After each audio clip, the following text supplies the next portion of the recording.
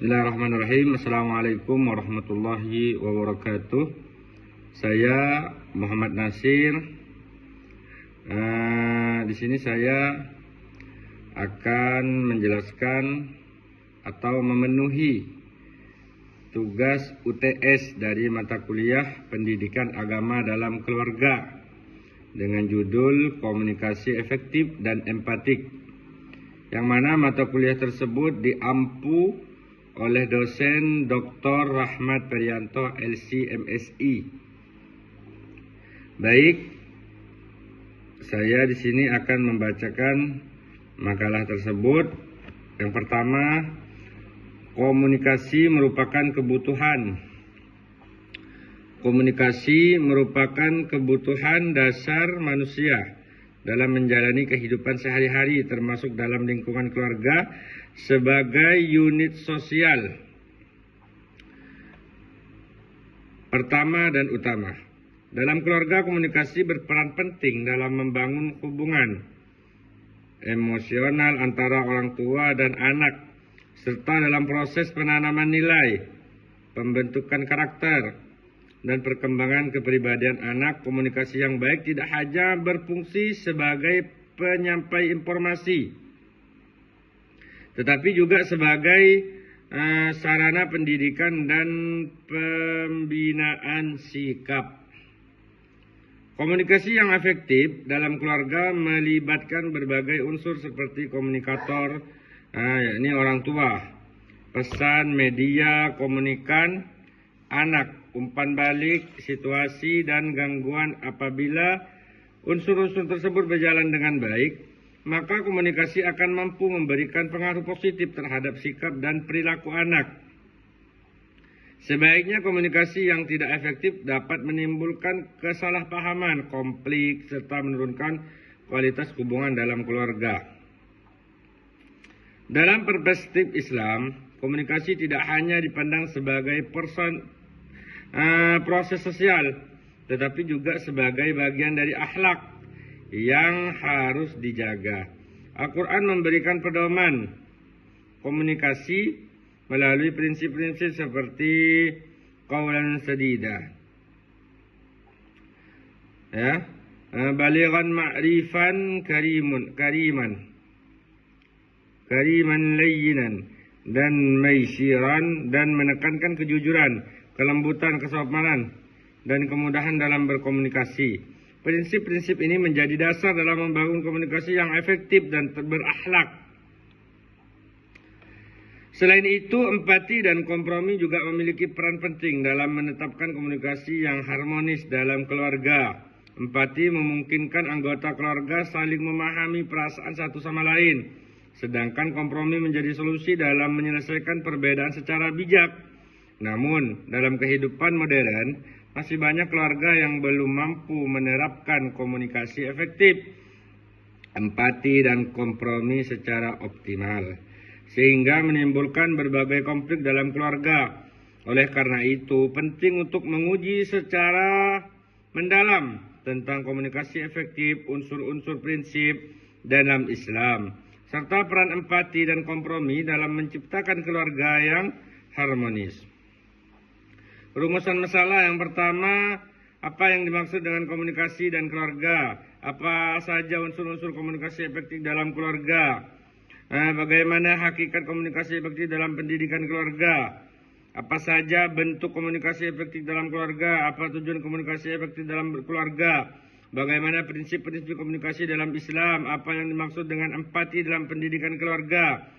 Apa saja bentuk-bentuk empati dalam keluarga? Bagaimana peran komunikasi, empati, dan kompromi dalam menciptakan keluarga yang harmonis? Tujuannya mengetahui pengertian komunikasi dalam keluarga, menjelaskan unsur-unsur komunikasi efektif, memahami hakikat komunikasi efektif dalam pendidikan keluarga, mengetahui bentuk komunikasi yang efektif dalam keluarga, menjelaskan tujuan komunikasi efektif dalam keluarga, memahami prinsip-prinsip komunikasi dalam Islam, mengetahui konsep empati dalam pendidikan keluarga, menjelaskan bentuk-bentuk empati dalam keluarga, menganalisis peran komunikasi, empati, dan kompromi dalam menciptakan keluarga yang harmonis. Yang selanjutnya, pengertian komunikasi. Manusia dalam aktivitas kesehariannya memerlukan komunikasi. Dengan berkomunikasi, seseorang akan menjalin hubungan satu sama lainnya. Komunikasi adalah proses atau tindakan menyampaikan pesan dari pengirim ke penerima melalui suatu medium yang biasa mengalami gangguan. Dalam definisi ini, komunikasi haruslah bersifat disengaja serta membawa perubahan komunikasi. Komunikasi adalah proses penyampaian suatu pernyataan oleh seorang kepada orang-orang lain.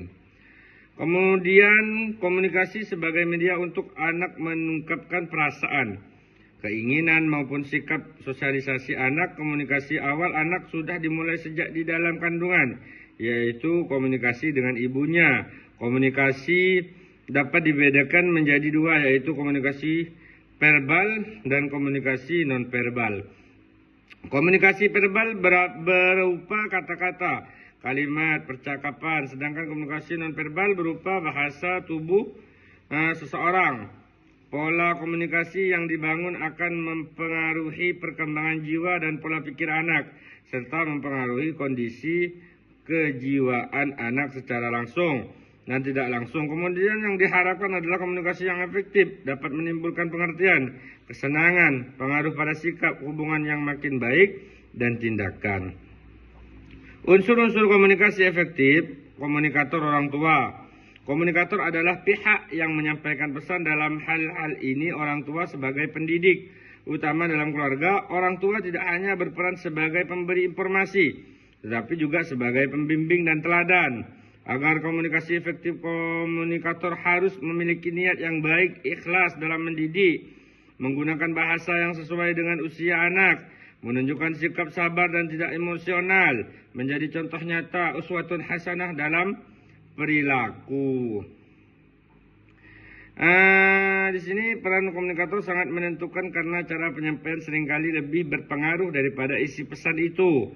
Yakni yang pertama, pesan yang efektif memiliki ciri jelas dan tidak berbelit-belit, sesuai dengan kebutuhan dan kondisi anak, mengandung nilai edukatif dan moral, disampaikan secara bertahap dan konsisten. Pesan yang terlalu kompleks atau disampaikan secara keras dapat menyebabkan anak sulit memahami atau bahkan menolak pesan tersebut. Yang ketiga, media atau saluran. Channel maksudnya. Media adalah cara atau sarana yang digunakan untuk menyampaikan pesan-pesan dalam keluarga. Media tidak hanya berupa komunikasi lisan tetapi juga mencakup verbal, ucapan langsung, non-verbal, gestur, ekspresi wajah, sentuhan, keteladanan perilaku sehari-hari. Dalam pendidikan keluarga, keteladanan merupakan media paling kuat karena anak cenderung meniru apa yang dilakukan orang tua dibandingkan apa yang hanya dikatakan. Yang keempat, anak, yakni komunikan anak. Komunikan adalah penerima pesan, yaitu anak sebagai subjek pendidikan dalam keluarga. Setiap anak memiliki karakteristik yang berbeda-beda, baik dari segi usia, emosi, maupun tingkat pemahaman. Agar komunikasi efektif, orang tua perlu memahami perkembangan psikologis anak, menyesuaikan cara komunikasi dengan karakter anak, memberikan ruang bagi anak untuk bertanya dan berpendapat, tidak memaksakan kehendak tanpa penjelasan. Yang kelima, umpan balik. Umpan balik adalah respon yang diberikan oleh anak terhadap pesan yang diterima. Bentuk umpan balik dapat berupa verbal, menjawab, bertanya, dan menanggapi. Non-verbal, ekspresi wajah, sikap, atau tindakan. Orang tua perlu memberikan kesempatan anak untuk merespon dan selanjutnya menghargai setiap tanggapan anak, melakukan klarifikasi jika terjadi kesalahpahaman. Yang enam, lingkungan atau situasi. Lingkungan adalah kondisi atau situasi saat komunikasi berlangsung, baik secara fisik maupun emosional. Faktor lingkungan meliputi suasana tenang atau tegang, waktu tepat atau tidak tepat, kondisi emosi marah, lelah, dan santai.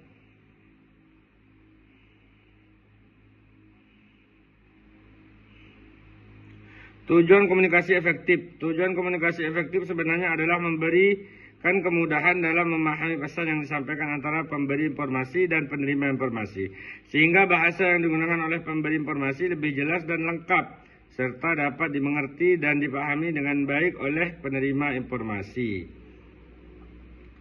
Sejalan dengan pendapat di atas tentang komunikasi efektif dalam Al-Quran, meskipun tidak secara langsung membicarakan tentang komunikasi. Namun jika ditelusuri melalui ayat-ayatnya, ada isyarat dalam Al-Quran yang mengandung prinsip-prinsip komunikasi. Prinsip-prinsip komunikasi dalam Islam.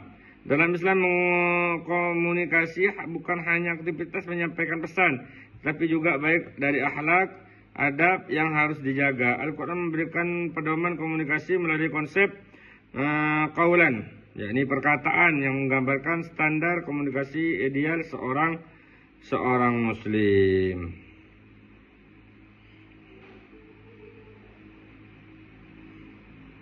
Simpulan, komunikasi dalam keluarga merupakan proses penting yang tidak hanya berfungsi sebagai penyampaian pesan, tapi juga sebagai sarana pembentukan karakter,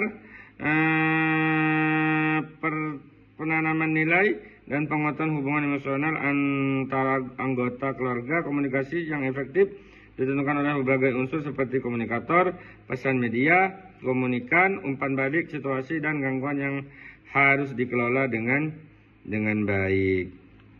Mungkin hanya itu yang bisa kami sampaikan dari mata kuliah tersebut. Kurang lebihnya mohon maaf. Akhiran, assalamualaikum warahmatullahi wabarakatuh.